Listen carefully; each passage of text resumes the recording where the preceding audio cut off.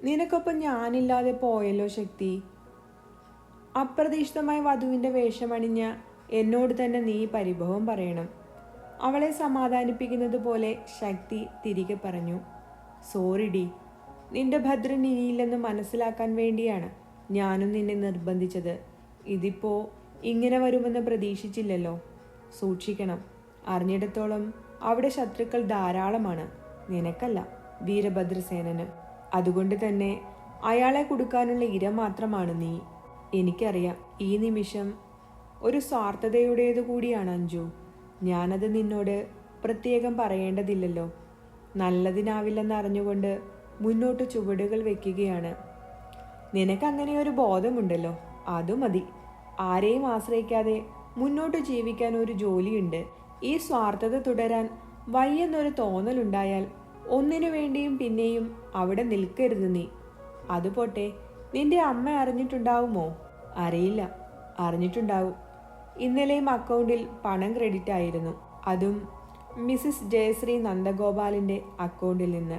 കുറച്ചു വർഷങ്ങൾ എന്നെ മറന്നുപോയെങ്കിലും അതിൻ്റെ കുറവ് തീർക്കാനെന്നതുപോലെ 7-8 വർഷമായി ഇടുന്ന തുക തന്നെ നല്ലൊരു സമ്പാദ്യമായിട്ടുണ്ട്. പണം കൊണ്ടു മാത്രം നിലനിർത്തുന്ന ഒരു ബന്ധമാണ് അവർക്ക് ഞാൻ.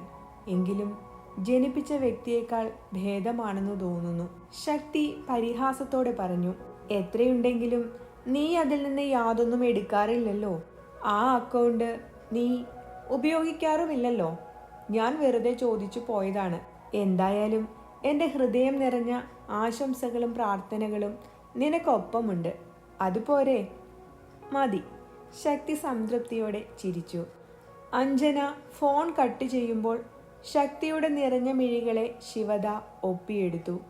അഖിലയും ശിവദയും അവരുടെ സംസാരം കേട്ടതിനാൽ തങ്ങൾ വിചാരിക്കുന്നതിലധികം സാമ്പത്തിക ഭദ്രതയുള്ളവളാണ് ശക്തിയെന്ന് മനസ്സിലാക്കിയിരുന്നു.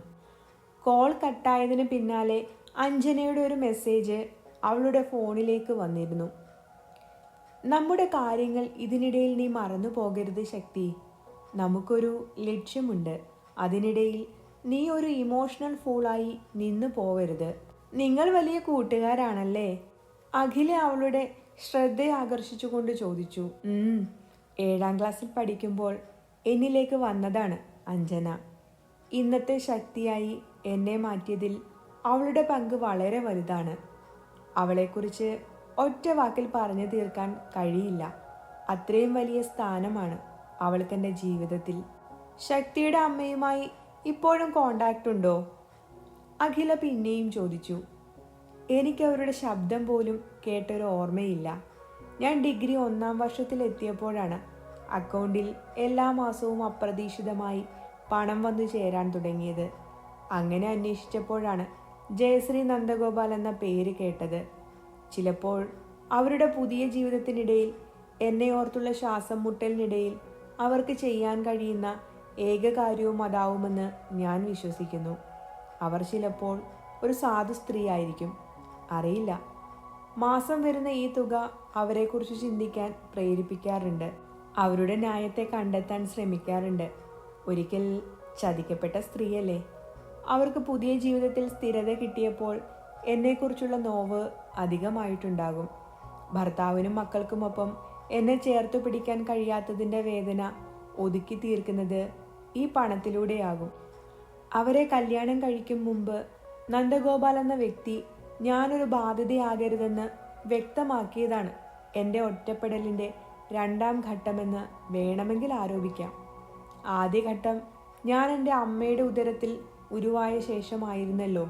അവിടെ അച്ഛൻ്റെ സ്നേഹവും സംരക്ഷണവും നിഷേധിക്കപ്പെട്ടു. പിന്നീട് അമ്മയുടെ, അതിനുശേഷം അമ്മ വീട്ടുകാരുടെ, അതും കഴിഞ്ഞ് അച്ഛൻ വീട്ടുകാരുടെ.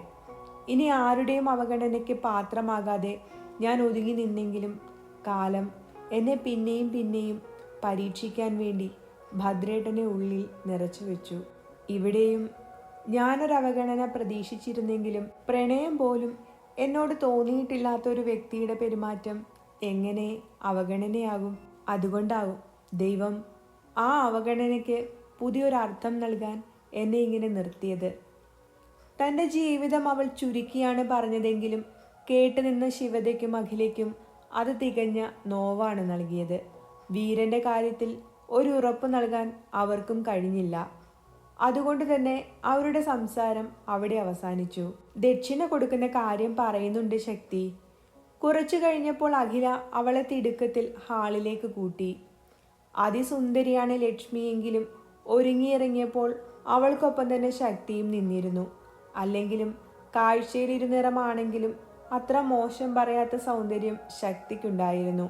വെളുപ്പും ഇരുനിറവുമുള്ള രണ്ട് വ്യക്തികൾ ചേർന്ന് നിന്നാൽ വെളുപ്പിനാണ് ഭംഗി കൂടുതലെന്ന് പറയുന്ന കണ്ണുകളുടെ പ്രശ്നം മാത്രമാണ് ശക്തിയുടെ സൗന്ദര്യമില്ലായ്മ.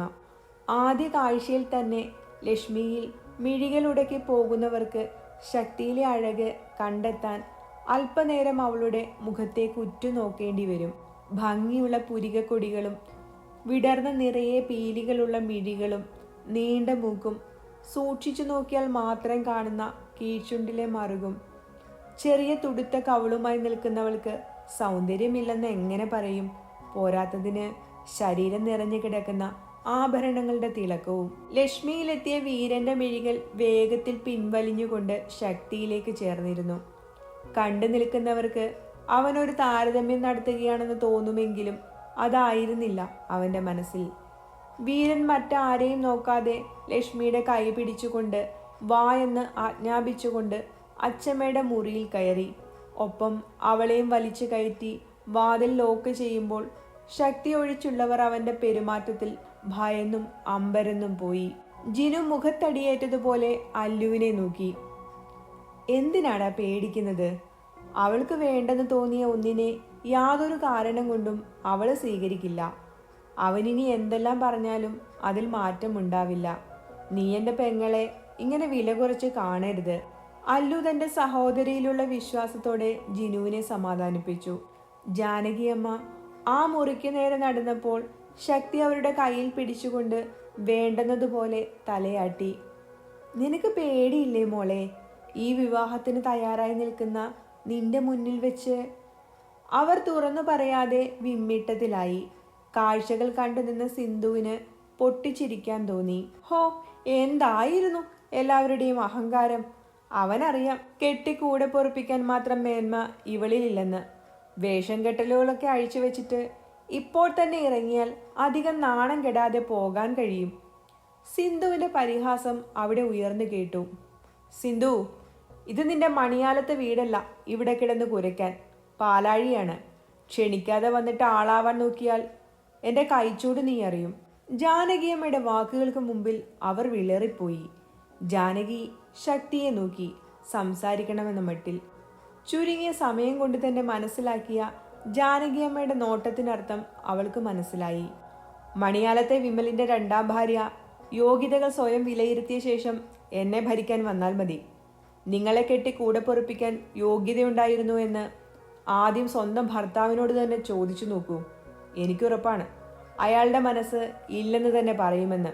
കാരണം ഇത്രയും വർഷങ്ങൾ കൊണ്ട് ആദ്യ ഭാര്യയുടെ മേന്മ മനസ്സിലായിട്ടുണ്ടാകും. എങ്കിലും തുറന്നു പറയാൻ മടിയുണ്ടാകും. തണ്ടും തടിയുമുള്ള ആൺമക്കൾ അടിച്ചൊതുക്കി കളയുമെന്ന പേടി കൊണ്ട്. ശക്തിയുടെ വാക്കുകളിൽ വിനീഷിന്റെ നിയന്ത്രണം തന്നെ തെറ്റിപ്പോയിരുന്നു. എൻ്റെ അമ്മയെ പറയുന്നതിന് മുമ്പ് നീ നിന്റെ നിലയെക്കുറിച്ച് ചിന്തിക്കടി. ഇത്രയും പേരുടെ മുമ്പിൽ വെച്ചാണ് അവനൊരു പെണ്ണിനെയും കൊണ്ട് മുറിയിൽ കയറി വാതിലടച്ചത്. അതിനർത്ഥം എന്താ? ഇത്രയും നാളും കൂടെ കഴിഞ്ഞെന്ന് പറഞ്ഞ നിന്നെ അവന് മടുത്തെന്ന് തന്നെയല്ലേ? വിനീഷിന്റെ വാക്കുകളിൽ അശ്ലീല ചുവ പടർന്നിരുന്നു. സഹോദരിയാണെന്ന ചിന്തയില്ലാതെ അവന്റെ മിടികൾ അവളെ കൊത്തി വലിച്ചു. വർഷങ്ങൾക്ക് മുമ്പൊരു രാത്രിയിൽ അവൾക്കരികിൽ വന്നിരുന്നു കൊണ്ട് അവൻ പറഞ്ഞതും പ്രവർത്തിച്ചതുമാണ് അവൾ ഓർത്തത്. നീ വളരെ സുന്ദരിയാണ് ശക്തി, ഒരു കൊച്ചു സുന്ദരി. ഓരോ അവധിക്കാലത്തും വരുമ്പോൾ നിന്റെ മുഴുപ്പ് കൂടുന്നത് പോലെ, നിന്നെ ഞെരിച്ചു നുണയാൻ തോന്നിപ്പോകുക. അധികം പഴുക്കാത്ത മാമ്പഴം ഉടച്ചെടുക്കുന്നത് പോലെ. അവൻ കൊതിയോടെ എരിവ് വലിച്ചുകൊണ്ട് പറഞ്ഞു, ഞാൻ നിങ്ങളുടെ സഹോദരിയാണ്.